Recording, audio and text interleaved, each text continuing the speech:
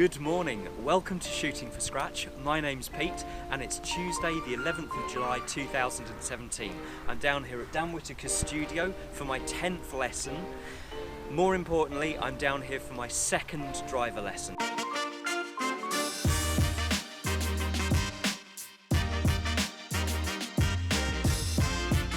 In my last video, we made some massive changes and I cannot tell you how excited I am about today. Straight after this at 11 AM, I've got my driver fitting with Nick Hibbs at TourX Golf, and I'll put that in a separate video with a separate link in the description box below. I was hoping to go in with my new driver, but it's very difficult to get a fitting with Nick at short notice. Today was the first fitting I could get, 2 weeks. Coincidentally, it's straight after my lesson today. The reason I'm so excited to go into this lesson with Dan, again with my old driver, so that's with my Titleist 910 D2, is I'm interested to see what effect on the numbers the change in technique has before I go and get my new driver.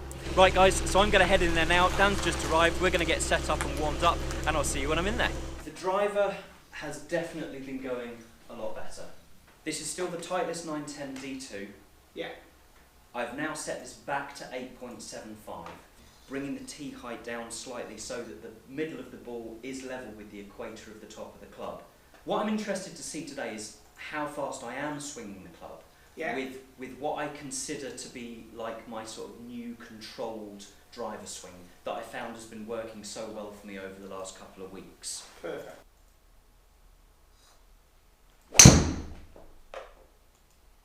I feel like I'm swinging at maybe 90% or even 80%. And I'm still bombing it. So that was in the middle.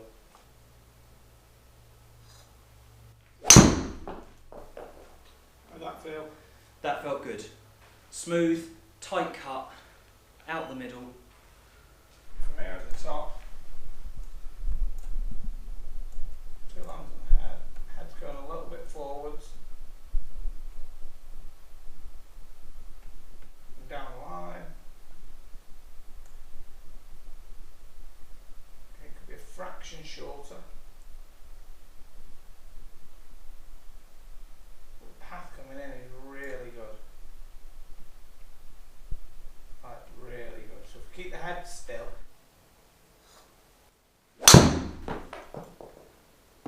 Now this, I know that this isn't probably your course speed, this is probably a practice speed, but from a practice standpoint, I think that these numbers are really good and solid. Yeah, obviously we know you were at 104, 105 at the time, quite comfortably. Yeah. Yeah, 10 mile an hour faster. Yeah. I think practicing at this slower speed is key to make some changes. That's much better, isn't it? Much.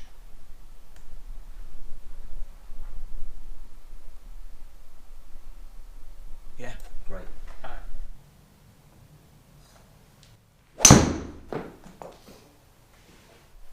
Feel like your pelvis just goes laterally forwards a little bit more towards the target as that head stays behind it. I'll just get you hitting up on the ball a little bit more. Okay. It's got John Rahm's Trackman numbers. Yep. So here's driver. He's 5.2 up. Okay. Okay. His speed isn't as fast as some of the others. No. He carries at 315 because he obviously medals it, hits up on it, and it's super low spin. Yeah. At 1645. Yeah. Obviously launches it high at that spin rate. If we go like this, look at Brooks Koepka.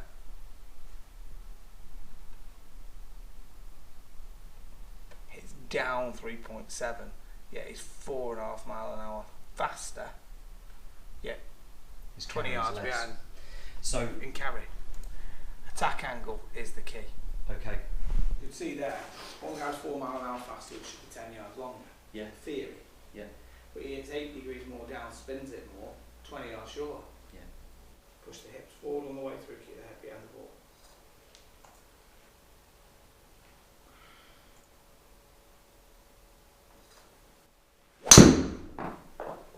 That line.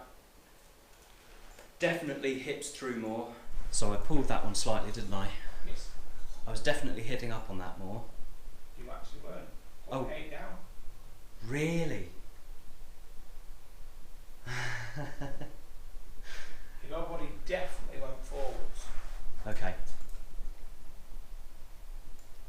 lower body went forwards, but maybe the upper body didn't stay back enough, and that's why. Upper body stayed back. Right. Okay. So why do you think I was hitting down on that then? I think your hands were a little bit further forwards at impact. Because it's a position I'm not used to? Probably, yeah. You've driven your hands in a little bit that way, which is obviously going to delay and make the club get a bit more down. Okay. I'm not saying I want you to scoop it here. Yeah, I mean, that was a good throw. Okay.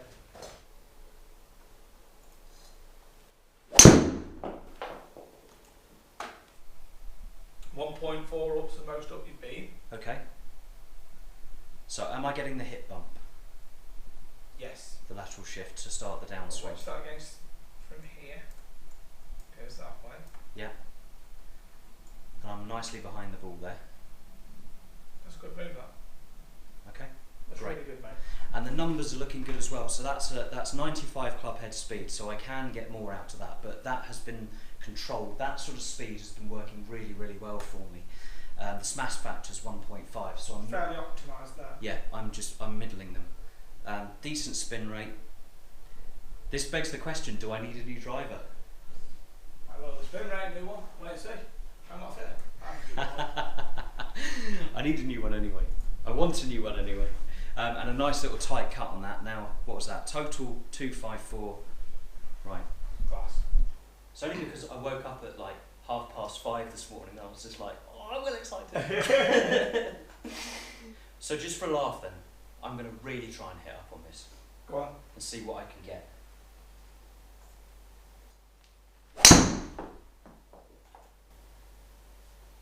Yeah, you get 5.5 degrees. Okay. Now there's the interesting one for me. You swung at 99 miles an hour, it's got 270 yards. Code 253. Okay, if that spin was down a little, at more like 2.5, 2, 3, which could be the driver, but, you know, but that with a smash factor 1.51 would definitely give you a bit more distance. Great. Okay, because it's telling us that spin's right on that top end of it here, a little bit on the high side. So that could be, those numbers could all be just accounted for with the driver, because it's saying you should be hitting that 283. That's definitely getting better, Pete. Swing plane's a lot shallower, which is good. Attacking more into out, hitting up on it. A lot better, mate. Is it better to get a lesson before a driver fitting, or is it better to get a driver fitting before a lesson? If you started a diet, you're going to get a custom fit suit day one. Exactly. So this is exactly my theory. Obviously everyone wants to go out and buy a new driver because it's fun. Yeah. And if you're earning money, you want to drop the cash on that, that's cool, do that. But the small changes in a driver fitting are they're there to make up for a slight deficiency in technique. Yes. But you need to get the technique as near to perfect as you can, and then use the driver fitting to make up the difference. Yes. That's what I reckon. Yeah, get the technique and get the numbers somewhere ballparked consistent, and then go and get fit to what you're producing at that point. Okay, so I just wanted to very quickly talk about my numbers. The spin rate on average has gone down from about 3,500 to about 2,800. I was achieving a dynamic loft of about 20 degrees or 18 degrees, that's too high. That's come down to an average of about 15 for this lesson, so that's a massive improvement as well, but we want to try and get that down to about 12. Angle of attack for me as well, from the first lesson, was going from 4 degrees down, so I was trying to strike it like a 7-iron. I managed to hit it 5.5 degrees up today, but on average I'm probably getting about 1 to 2 degrees hitting up on the ball. My club head speed I've reduced from about 104 to about 95 to 99, and slowing that down has enabled me to consistently gain a smash factor of about 1.5, 1.51, which is great. I'm losing a little bit of distance off the tee with the slower swing speed, but I'm hitting a very, very tight cut or very slight draw, and my dispersion is about 20 yards. Overall, my drives are going about sort of 270 yards, something like that, with about a 250 yard carry. This is really important for me, and maybe you guys out there, slowing the swing down to make sure that the technique is correct is more important than just trying to gain an extra 5 or 10 yards by t***ing it. See, for me, technically, you're a lot further on than where you were. Overall, or with the driver? Well, overall, miles from when we started, but with the driver, a lot from last time. Yeah.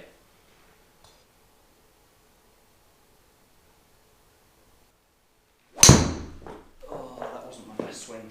I think you did that dead in the heel. Yeah. It felt like I did. And your head went forwards a little bit and then tried to recover. Because your head went forwards, I'm going to come up. Because your head went forward, right, guys?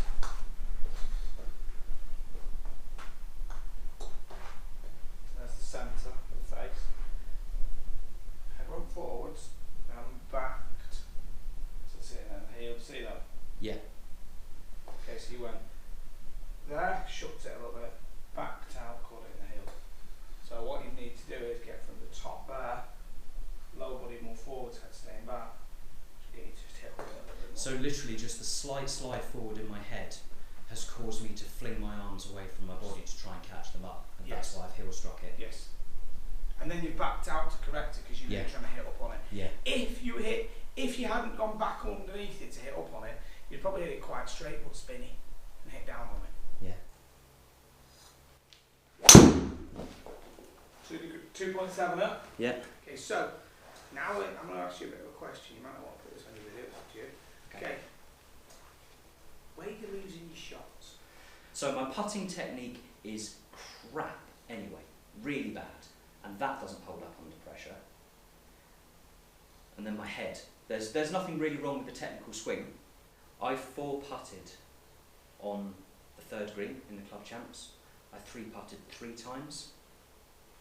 I duffed 1 chip. Okay, put it this way. Last round, I'm 2 over par, going down the 15th, and I'm in contention for it. As we went past the 10th, I was leading. At the end, I went double bogey, par, double bogey. Lost it. Do you think, under pressure, do you think that was a technical problem or a mental problem? It was a mental problem. So the swing wasn't the issue then, was it? So no. Technical consistent swing that had lasted you till that point suddenly fell apart because you didn't stay in the present. Absolutely 100%. That swing would have stood up under pressure had my mental game not completely gone tits up. Okay. 100%. Okay, so the technique's good. The swing speed has been a bit slow. Dan, I want to mash a couple. Go for that. What's your highest swing speed? Because you were doing a challenge, weren't you, trying to get your swing speed up? I actually didn't complete that challenge properly, but my fastest I've ever been on here has been 108.8. 108.8. 1 second if you're going to do it that way. New feature, Challenge Dan, driving speed. Go for it. So we got.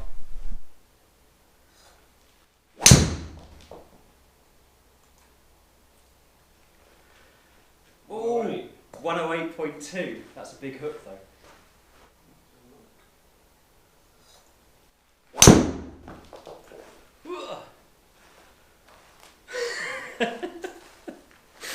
Go again. 108.5. Yeah. You got any longer tees? Mine are breaking now.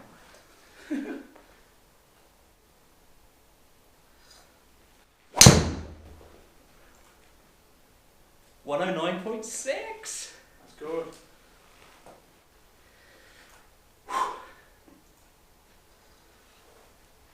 Can we get it over 110? These, I mean, you should know that these are going everywhere. That's literally. a definite reload. These are going everywhere, so I'm trying to smash these. That was 111.4, that club head speed, but that hook is horrendous. Only 60 yards off. That's gone 283 yards into the woods. It's gone beyond the woods. And 78 yards left. 78 yards left. That's amazing. Only it's not. Right, okay, let's see if I can mash this one but get it somewhere down the middle.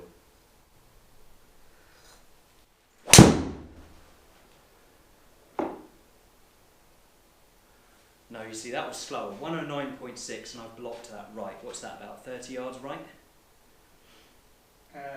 25. 25 yards right. So really what this is proving is... You've got the speed, you know, it's just that you're playing, getting it in play speed, probably about 104. So don't get fit today where you suddenly get carried away and say, let's go 111, 112, because No. Nick will suddenly love that. So you'll have to curb your enthusiasm and stay very much knowing what your numbers are after being there with me. There has to be a driver that performs well under both, not just, look at this, he's going further and further and further. Can't be that. This is just slightly earlier on it in that session, that head staying back really nicely, but I think that this one's really good just with how far forwards that pelvis gets, as the head remains nice and stable and behind the ball. Pelvis goes forwards, hands then deliver the club a little bit more in front of impact, really good here, staying right behind it and then coming through to a really good balanced finishing position. The interesting bit for me was when you made the movement correct, you actually finished in really good balance. You can see here, club dropping on the inside. Okay, it's in good position now. We're hitting baby little cuts, even though it was inside halfway down. And we obviously have seen that the optimization in terms of kind of your Trackman data has massively improved. Okay, just get that up on the screen. You're starting to hit more and more up on the ball. When you started trying to smash it, we could see how club head speed started to go up like 109 here, 289. Okay, but you could see kind of some of the misses were a bit all over the planet. Okay, but when you were just smoothing it there at 5.5, you're only 10 mile an hour down, spin rates kind of way down, and you are not that far away from when you're absolutely smashing it. Right, really good lesson with Dan. Great improvement in the numbers. Sorry for the rough and ready, I'm literally dashing from Dan's studio, heading off to TourX to go and see Nick now. The last few bits of the numbers are hopefully going to be dialed out by a new driver, so we'll go and see what Nick has to say.